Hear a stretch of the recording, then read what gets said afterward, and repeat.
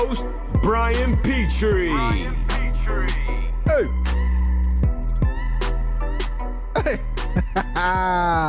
What's good? What's up?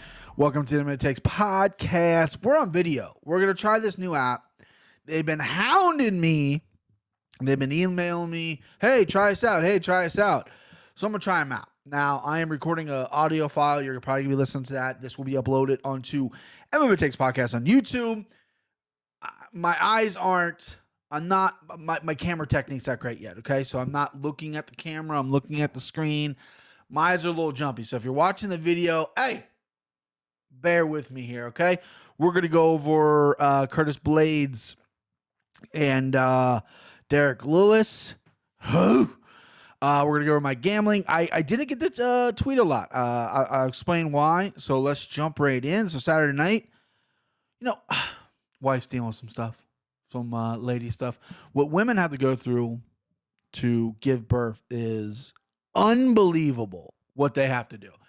And she's had some lingering effects. We had a newborn baby in a 10-pounder. I mean, she's coming from these fucking genes. She's 10 pounds. We had her in November, and wife's been putting up with a few lingering side effects, injuries, whatever you want to call it, and they've just come to a head. She's fine. I mean, nothing life-threatening, so appreciate the well wishes, but she doesn't want me to talk about it too in-depth. But on Saturday, your boy had to be a husband, a dad, and I missed the final two fights. I have since watched them, but I wasn't very active on social media, and I tweeted out the slime ball, which blew up in my fucking face. So we'll go over the betting thing. So I sent out a tweet on Saturday. I want to apologize for the slime ball. I knew, and I've been around long enough to know you don't fall in love with a guy who's only had one UFC fight against a very mediocre marginal opponent, TJ Brown. And that was Danny Chavez. I thought Danny Chavez looked strong. I thought he looked good. I thought he looked fierce on short notice. He did slow down in the third round, but I'm not overly impressed with Jared Gordon. We'll break down the fight later, but right now I want to go over my slime ball and why it lost. So I had Tom Aspinall, Chavez, and Casey O'Neill. Casey O'Neill looked fucking fantastic. Tom Aspinall looked fantastic. Actually, let me get my sheet out here. I starred him. My patented star system, baby. But Danny Chavez let us down. And that was the guy I was the most confident in. I tried to talk myself out of it on numerous occasions. I tried to say, Brian, this is the second UFC fight. We don't know much about him. There is some footage on him, but there's not a ton of footage. He's a black belt on the ground, but Jared Gordon's going to, smother him and take him down. But his takedown defense looked really good. I was beating myself up. So what did I do is I put him in the slime ball. I gave him out as a pick. I didn't single bet him, but I did prop him to double chance finish KO or win by points. Obviously, that didn't happen. And I'm sorry. I owe you one. I owe you boys one. I don't know what it was. I like the matchup for him. Jared Gordon's a tough guy. Again, it's maybe me not giving Jared Gordon enough credit for the type of fighter that he is. I love the stare down. I mean, Danny Chavez even said during the stare down at the weigh-ins, oh, you're just going to try to hold me down. That ain't going to work. And Jared Gordon's like, no, I'm going to hold you down, fuck you raw, which I fucking love. And, and it was just one of those things where, I thought Chavez was a little more prepared. And he wasn't. What the fuck? So that's on me. That's on me. Another bet that I had Aspinall fight doesn't go to decision, small cash on that. I hit, what else did I hit? I hit Julian Rosa straight up. I had Luis Pena in the underdog parlay. That fight got canceled. So the other one I won, I had Pena with Eddie Wineland. So I lost. But it was just basically an Eddie Wineland straight up pick. I had a Rosa with some decent money. He was an underdog. He closed at plus money. Aspinall, send him home. I had him fight doesn't go a distance in under 2.5 rounds. My boy Christian hit a sub prop at plus 1,800, which is bananas. So that's pretty cool. And then I think that's it. So I lost my slime ball. I lost the Wineland bet. I lost what else did I lose here? God, there was another one I lost. What was it? So Chavez, and then I parlayed Chavez. I had a Rosa and Lane. We're not going to decision as well. Had 2 units on that parlay. again, Chavez fucked me on that, so I missed out on that. So I had 2 small cashes with Aspinall, 2 on Aspinall, under 2.5, and fight doesn't go to decision. Small cash on that, nice little whatever kickback, but I'm down 2 units. So it could have been a lot worse. I had 3-unit play on my slime ball. That hurt. That took the wind out of my sails. So I'm down 2 units on the night. So that's what it is. So I didn't really get the recap on Twitter like I normally do because fucking life happens, man. Shit pops up and you got to deal with it. But I'm back now. Everything's good. I got my Buzz Lightyear cup I got from Disney. Actually, Buzz is on it, but there's also a lot more people on it, huh? Cars, the guy from Cars. You ever seen Cars? Never seen it. I know drinking in the mic is horrible technique. I'm a fucking savage. Speaking of that, if you're listening to that was probably pretty weird. You're like, oh, wait, he's showing us mug. Yeah, I'm on video, guys. I'm going to take podcasts on YouTube. All right, so let's go over I don't usually dive in with some personal stuff. I don't know, besides the wife and the reason I couldn't really tweet out. I'm not really sure if there's anything else going on that's like, noteworthy, Sunday. I was supposed to record on Sunday. This is Monday now. And then I'm trying to get more consistent. Sunday, again, I was helping the wife out a little bit, and then I got wiped out with the migraine. Yeah, I don't know. Fuck, let's jump in, huh? Let's go. Derek Lewis versus Curtis Blaydes. Whew, got this fight wrong. I'm happy for the people that got this fight right. I predicted. That's another bet I lost. I forgot to tell you. I had Curtis Blaydes winning. Well, I had one of these fighters winning in this. I fucked it up already. I had Curtis Blaydes winning in the second round. He lost in the second round. So somewhat I got it right. I knew it wasn't going to go past the second round. Got to get credit for that. But this was a weird performance by Curtis Blaydes. I woke up because I was with the girls in the girls' room. I woke up to the group text of finding out Derek Lewis knocked out Curtis Blaydes. I was like, whoa, I wonder what happened. Was it a war? Was it this? So I finally rewatched and I went, why isn't he wrestling? Like Curtis Blaydes went out there and Derek Lewis keeps just the same pace. He's not going to exert any kind of energy. And it's weird that Curtis Blaydes went out there and wanted to strike with him instead of just really wrestle heavy. He didn't try for a takedown really until the second round. He got caught with the uppercut and got fucking put out. That uppercut is absolutely fucking brutal. Curtis Blaydes, I think he maybe got into his head a little bit. I think a lot of people were chirping him like, oh, he's just going to wrestle. He's just going to take him down. Well, fuck yeah, that's what you do with a guy like Derek Lewis. Who wouldn't want to take him down? I don't know if it was if that got to his head or if he's happy with his stand-up as of late, if he thought he was quicker on the feet. He wanted to wear Derek Lewis out on the feet a little bit, but weird game plan, if you ask me. I feel like you got to wrestle Lewis and you got to put the pressure on him. You got to gas him out. And Lewis just stayed patient through like 5 or 6 shots or something like that and knocked him out with that one. It was a perfectly timed fucking uppercut right when Blaydes was dipping in, and that's all she wrote. And then Curtis Blaydes got a 1 because I didn't understand the fight. I didn't understand the fight IQ. 1 star for me. Derek Lewis got a 3. He landed 1 punch. He didn't do anything fantastic, but this is the biggest win of his career. This was probably one of the toughest matchups in the heavyweight division for sure. And he went out there and knocked the dude out dead, fucking dead in the second round. You got to respect that. But he got 3 stars from me. I'm not overly impressed by performance. GSP voice. The Derek Lewis thing, it's the Francis Ngannou fight, just for whatever reason. And I know it's not on him.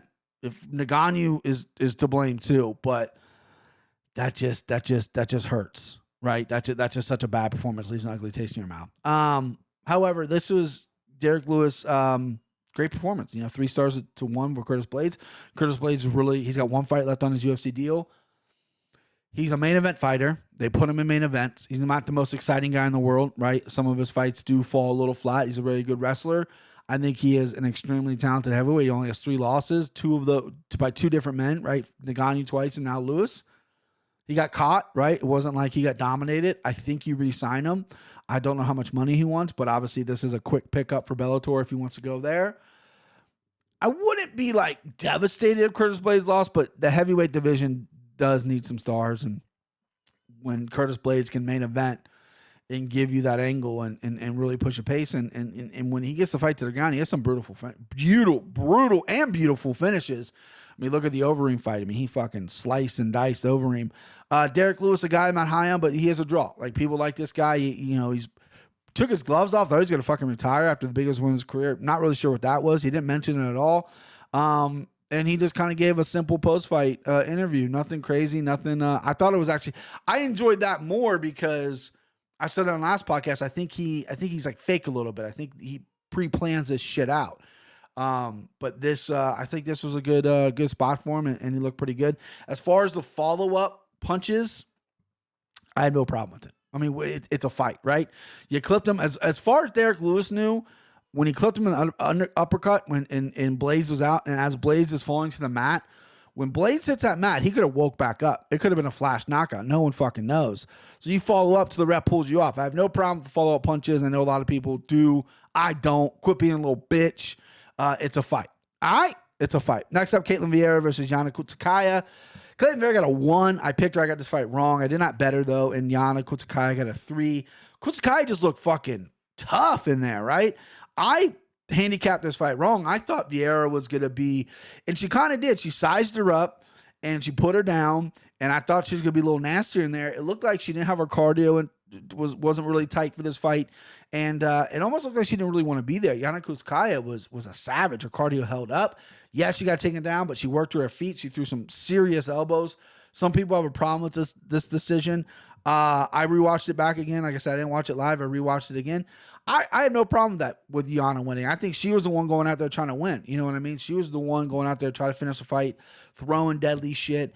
And Vieira was just trying to hang on. Just trying to fucking hang on and get a victory in. And I'm not for that. So it's 3 stars to 1. Yana Kutsukaya got 3. And Caitlin Vieira got 1. It was a good fight. Yana, she was a 2-1 underdog. And yeah, power to her. Power to her. Next up, Derek Minor, hardly know her. I mean, come on. I got to do that joke. Versus Charles Rosa. Derek Minor got a 3. Rosa got a 1. Minor got a 4 if he would have finished. Rosa, I picked Rosa. I didn't bet Rosa. I picked him. This fight scared me off. I didn't want any action on this fight. Minor's a guy who's getting better, right? And has a lot of submission wins, a lot of submission losses. He's going against Charles Rosa, who is a black belt, but who gave him his black belt? Because that is twice now that he's been absolutely fucking dominated on the ground. And I'm shocked that this guy is a black belt when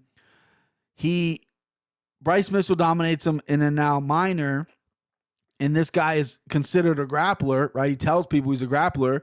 He got rocked on the feet. His stand-up was terrible. He's durable. He's tough. He doesn't tap, and I guess that's a credit to him, but I think he needs to get demoted to a brown belt. I do not know who gave him his black belt, but Minor, the story's about Minor here. Minor took him down.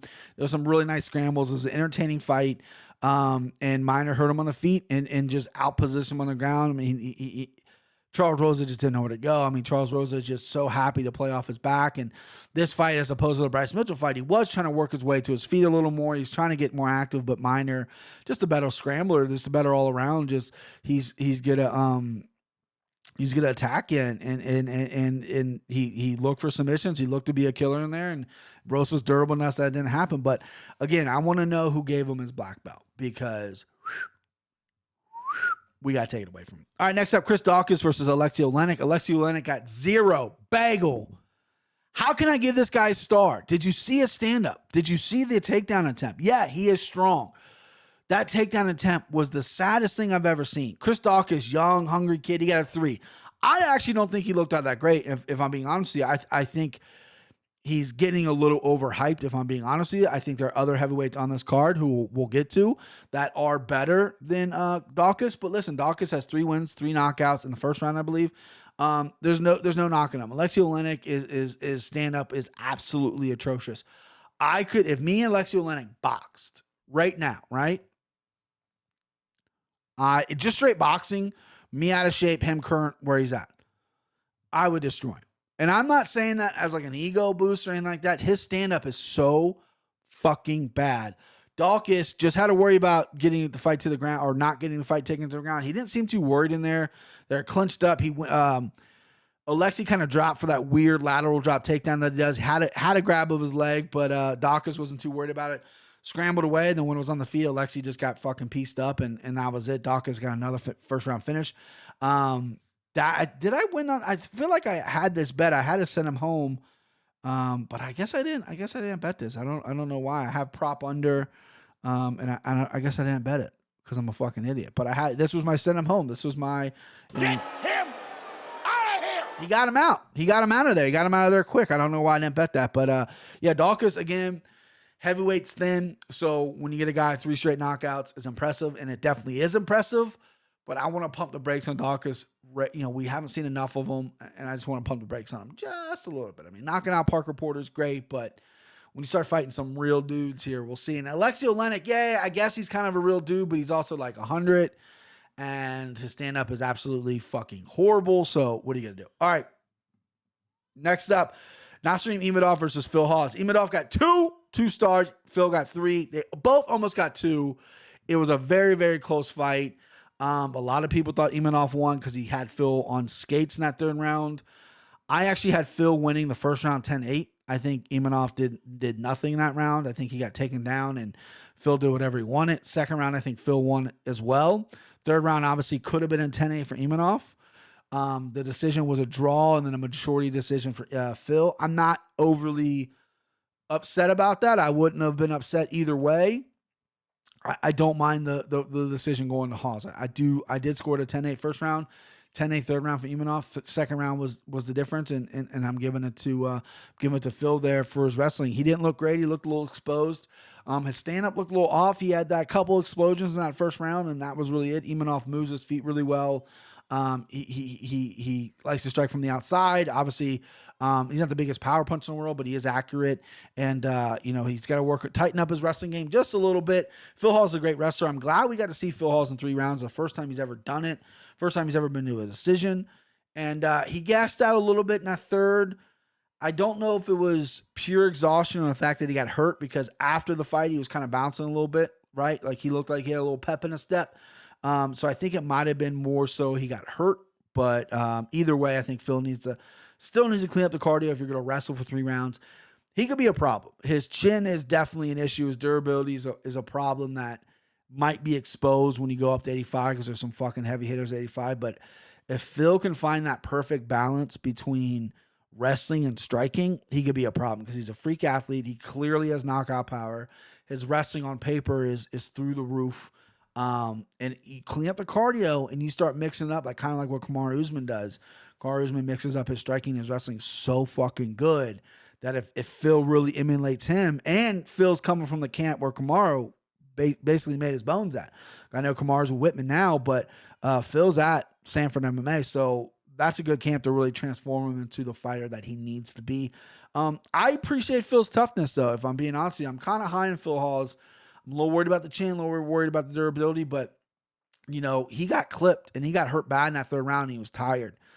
And Emadov showed really bad fight IQ by letting Phil clinch. But Phil just had to really gut it out and hard it out, and he did. And I respect that. That's not an easy thing to do in a 3rd round fight where you're exhausted, right? And when you get hit and you get fucking rocked, and he sucked it up and went out there. That would have been a devastating loss if, you win 2 rounds, first round 10-8 on my scorecard, and you get fucking, you get knocked out in that 3rd round, and he did it. He got hurt though, and he weathered the storm. It wasn't a great ending. I can understand why people are going for Emadov, because pride rules, he wins. He almost finished the fight, but I have no problem with the decision, and Phil needs to he called out Uriah and Weidman. If one of those drop out, he'll step in. Don't know if he's ready for that yet. I mean, it's not like I think either of those guys are upper echelon. I mean, Weidman, former champion, and Uriah coming off the knockout of Silva, but don't know if he's ready for that yet. But I like the call out. I like the ambitiousness. All right, next up, Tom Aspinall versus Andre Arlovski. Andre Arlovski got a 2. Tom Aspinall.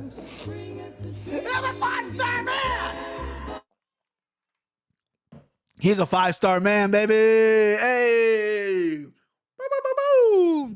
Listen, I really like this performance. I'm high on Tom Aspinall. I love Darren Till. Darren Till raves about this guy. He is 3-0 in the UFC now. 2 knockouts over some scrubs. Fights an older Andre Arlovski, right? Nothing crazy to get too excited about, Andre's been winning, beat Tanner Boser. He's been winning close fights against young dogs as of late. This is a guy who, is definitely at the tail end of his career, but you know what? He still has a lot of fight and he's improving, oddly enough. Aspinall comes out there, almost finishes him in the first round. Horrible shot selection. He went to the body when he had him turtled up. Gave Andre, the old vet, some time to clear his head, and then they moved on. And then Andre started landing big shots at the end of the first round. A lot of people online thought Aspinall was gas. I think he blew his arms out a little bit, right? You're going to get a little big blow there. You're going to get a dump. But he looked good in the second round. He came out in the second round, and he's moving still pretty well. And Andre was firing that right hand. I believe he landed a good right hand in that second round. And Aspinall goes, wait a second. I'm a fucking black belt on the ground, right? Let's test Arlovski, right? Because he hasn't been submitted since Josh Barnett many fucking years ago. Let's see what he's got on the ground, right? Andre used to have a pretty good ground game. He's got a couple heel hooks in his back pocket, right? Sambo champion or whatever. Let's see what he's got. So Aspinall shoots a power double, shoves his head right in his fucking stomach, power doubles him to the cage, steps over, gets one hook in, grabs the neck, Arlovski chokes. Tap, tap, tap. So a lot of people think Arlovski quit. Maybe he wasn't expecting that. He wanted a stand-up war. I like the awareness of Tom Aspinall. He's this young gunner who's got all these knockouts who a lot of people are looking to see. And he was winning most of he won the first round, but towards the end, though, he started getting caught a little bit.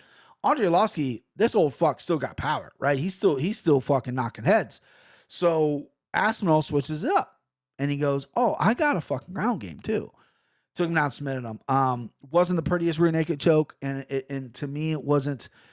This is a performance a young fighter who has 2 knockout wins needs to go through. They need to go through a guy in Arlovski, former champion, who took your best shots and is still there. You might be gassed out. You threw a fucking 50 shots when he's against the cage, and then you got to adapt. Plan B, plan C. Okay, I don't need to knock everybody out. I got also this tool in my bag where I can fucking take your neck. That's why he's a 5-star man. That's why he got a 5-star. Aspinall impressed me more than Chris Daukaus did. I feel like Daukaus fought after Aspinall did. So a lot of people were talking more about Daukaus because it was a first-round knockout, blah, blah, blah. But look at the level of competition. Alexei Oleinik, I mean, come on. The guy can barely walk, right? He's got iron hips. He can't even move. So I want them to match up. I think I tweeted that out, or maybe I didn't tweet it out. I want Daukaus Aspinall. I think that's the fight to make. 2 up-and-coming heavyweights. Maybe they want to keep them away from each other and then maybe meet at the title, or maybe meet for like a title eliminator or whatever. Both these guys could quickly become a title because Stipe and Francis are going to fight. If Stipe wins, John Jones is next, right? Or if anybody wins, John Jones is next. But if Stipe wins, then there's going to be a little bit of a lull. Stipe doesn't fight all that often. Francis wants to get right back in there. So the benefit of Francis winning is he's going to fight Jones, and then he'll fight fucking one of these up-and-comers in the fall. Like, he doesn't give a fuck. Give him whoever. He's been sitting out way too long. Stipe, he maybe will, depending how much he gets knocked around in the Francis fight, he might want to take the Jones fight because that's a big payday. Quicker, faster, quicker than, what am I saying? Huh? Quicker, I don't know. Sooner than later. Fuck yeah, found it. But I don't know. I really don't know. All right, next up, Jared Gordon versus Danny Chavez. All right, this is the slime killer. This is the fucking Ghostbusters slime killer. What do they have? Those Slimer things that they trap the guys in the box. Echo something. I don't know. I got to rewatch the movie. This killed the slime ball. The slime ball perfect. This killed it. All right, Jared Gordon got a 3. Danny Chavez got a 1. Good first round, competitive first round. A lot of people gave the Gordon, excuse me. I thought it was close, right? I can see how Gordon won that fight, or won that round. But Chavez looked pretty active. He was landing some good right hands, some low kicks. Gordon was actually kicking more than Chavez was, which was a surprise. But Chavez is one of those guys that he likes to put his back against that fence and explode. He's real quick action muscles. That gasses you out, right? He doesn't flow. He doesn't really, everything's just full force tension. So he started to slow down at the end of the second round. The second round, he just got taken down and got fucking, didn't do anything. Couldn't get off his back. And Gordon just laid on and beat him up a little bit. Gordon didn't really I keep calling him Jordan. Gordon didn't really do anything either. But, he outpositioned him and laid on him and took away the threat. Third round, Chavez came out a little more aggressive, a little more like, I need this, but he was just too tired at that point. Landed some good shots. Gordon took him down again. He got back to his feet, landed some more good shots, but again, it's over. You didn't set the tone in that first round. You kept your back on the cage, and you're not this fucking lethal sniper striker where you can put your back on the cage and snipe dudes. You just can't do it. And again, this is 100% my fault. I backed a guy. I mortal locked a guy. I was confident in a guy who has only had one UFC fight. This is on me. I fucking know better. And I still did it. So, yeah, he's lucky he didn't get a 0. I'm not going to be too hard on him, but a little upset. All right, next up, Eddie Wineland versus John Casereda. Wineland looked good. The old dog looked good. He was an underdog. Again, I had him in a parlay with Pena. The Pena fight fell out.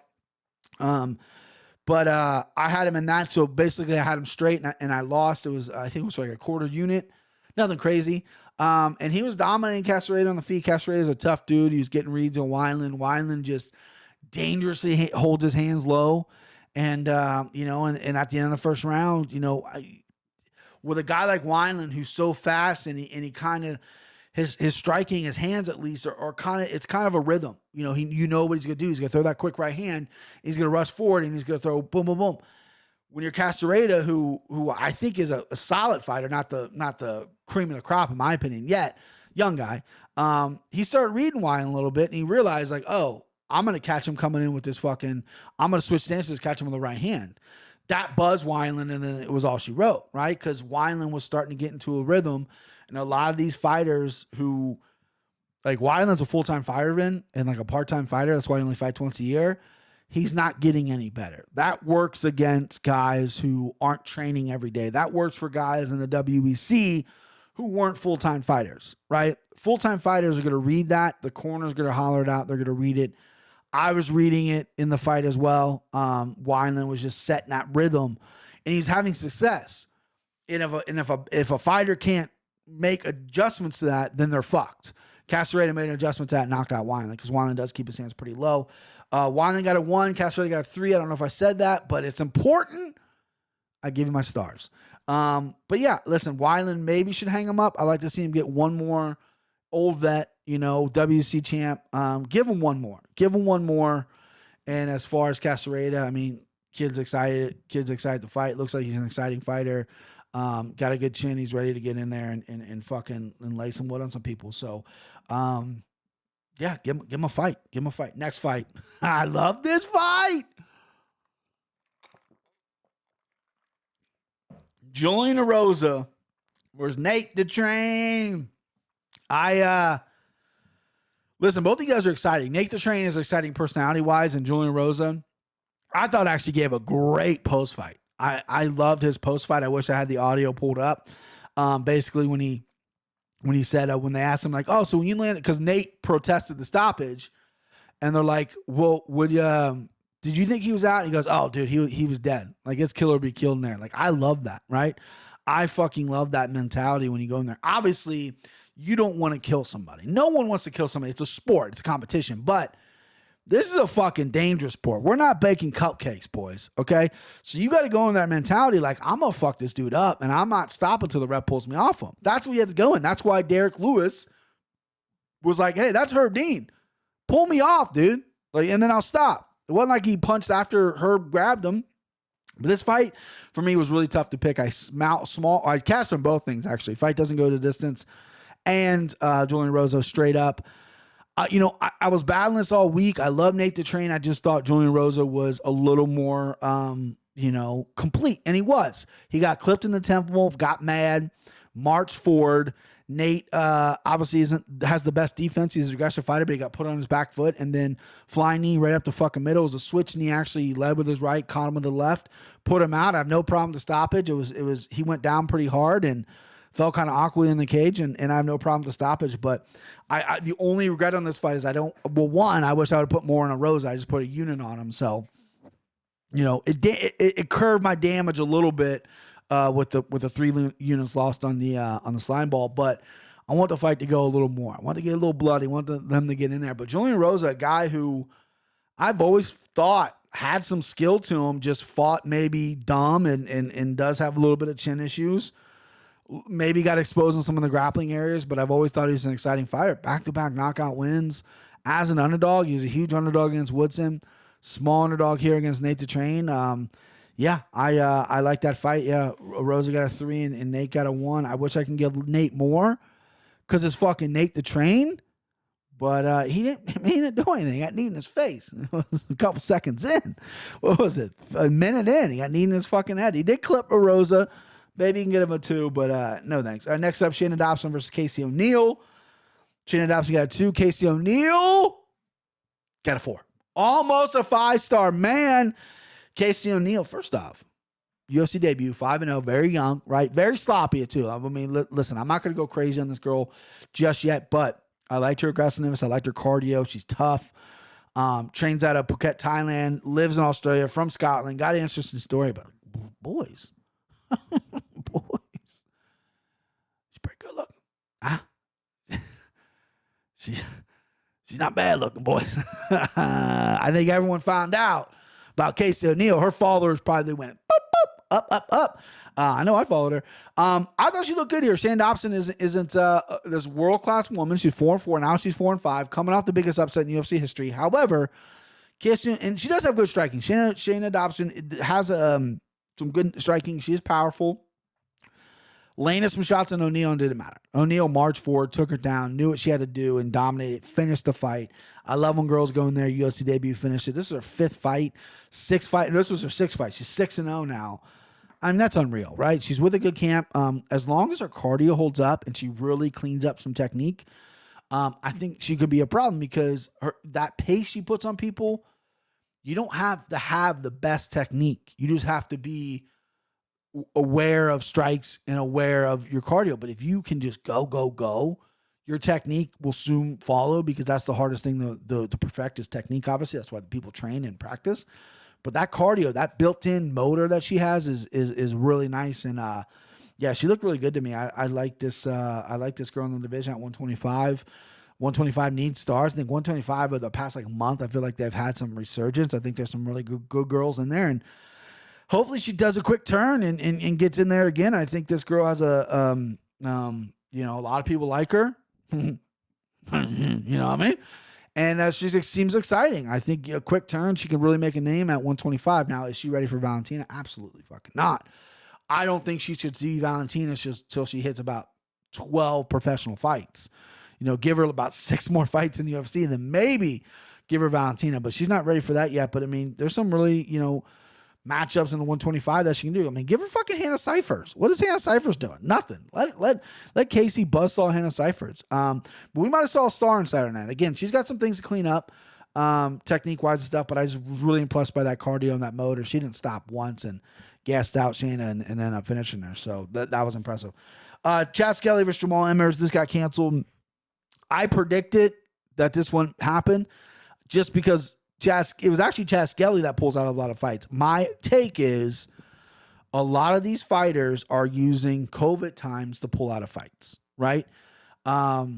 Especially in Vegas. Vegas' testing's all crazy. Ronnie Barcelos just had to pull out of a fight. We had Pena, Drakkar Klose get canceled because Drakkar Klose's cornerman tested positive and they didn't find out till fucking Saturday morning. It's whatever's going on there, it's just not working.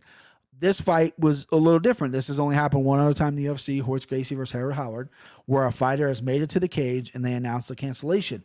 I feel like Chad Skelly should have got a win for that. He made it to the fucking cage. Jamal Emmers did not.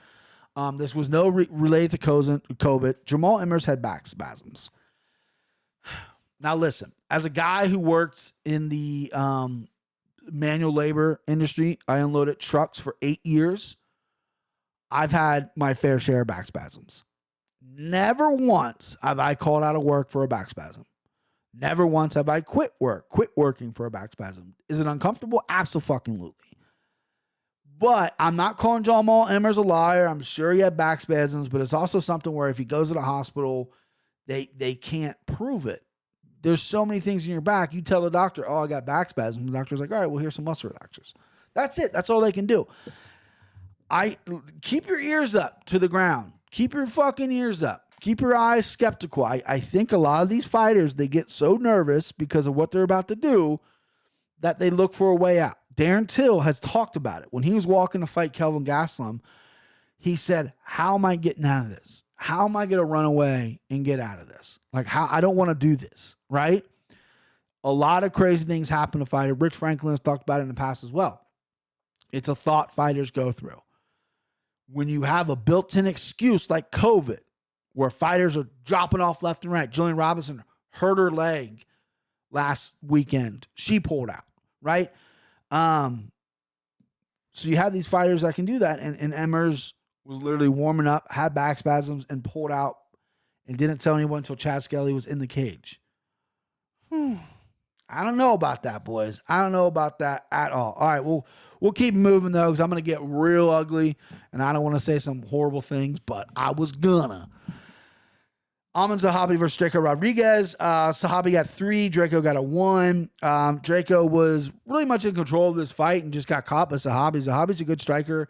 I mentioned in the podcast, this was a really tough fight for me to pick. I picked Draco. I didn't like the line. I kind of wish I would have went Zahabi as an under because I kept saying his brother is Faraz, one of the best fucking trainers in the world. He's going to find a way to get his brother motivated and ready for this fight. Now, he can't fight for his brother, but he is a good karate specialist. He has good hands. He landed a beautiful right hand, and that's all she wrote. He got 3, and Draco got a 1. Draco, again, looked a little gun shy. Not gun shy, excuse me, little like deer in the headlights. He had Zahabi hit with a couple shots, but it's like you didn't really try to take him down, which is what you should have done, and you're happy to stand on the feet with him, and it looked like you were just a little flat to me, and that's going to get you, man. Zahabi is a guy who's 1-2 in the UFC. You're coming off the Contender Series with an impressive submission win. This was a fight they wanted you to win. That's why you were a 2-1 favorite, and you went out there and you blew it. You fucking blew it. All right, last fight, Sergey Spivak versus Jarrett Van Anier. Van Anier got a 0. Sergey got a 3. I went 5-7 on my picks, by the way. Not a great night. Under 500. I dropped my folder. Fuck. Jarrett Van Anier, though. This is a guy that made the call out. Sergey Spivak, whatever your name is, I want to fight you. Okay. Fight got canceled due to COVID. Rebooked it. And you go out there and you do that? Huh? You called this guy out. You know what he's going to do because you called him out.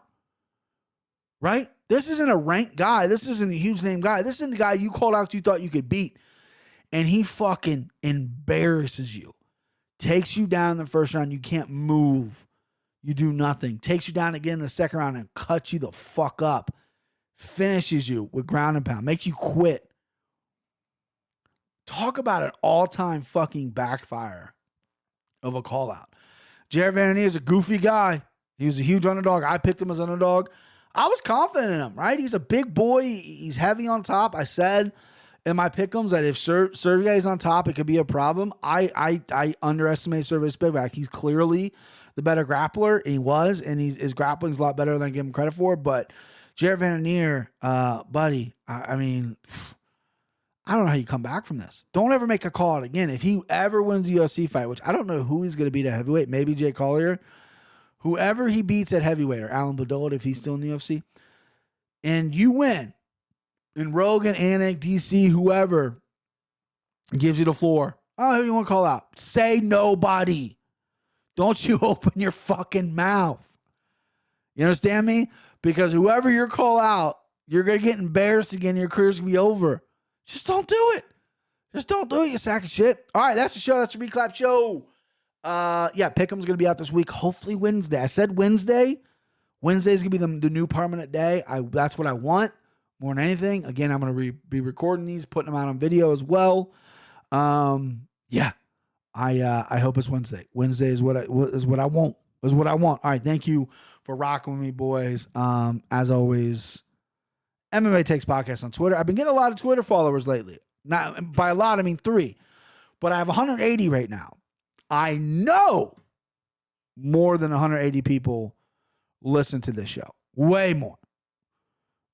I'm about 200 on Instagram. I know some people prefer Instagram over Twitter. Twitter's not for everybody, but I do my best work on Twitter.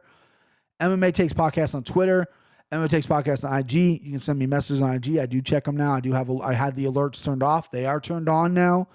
I know I need to get more on the IG. MMA Takes Podcast on YouTube. That's what we're launching right now. That's what we're trying to brand. Yada, yada, yada. Yeah, so all that stuff, rate and review, subscribe. What am I missing? Is that it? That's all? That's what everyone says on YouTube, right? All right, next week or this coming week, pick'ems. I've already dove into some of the fights, and I like a dog a lot. There's a dog I like a lot. I'll see ya.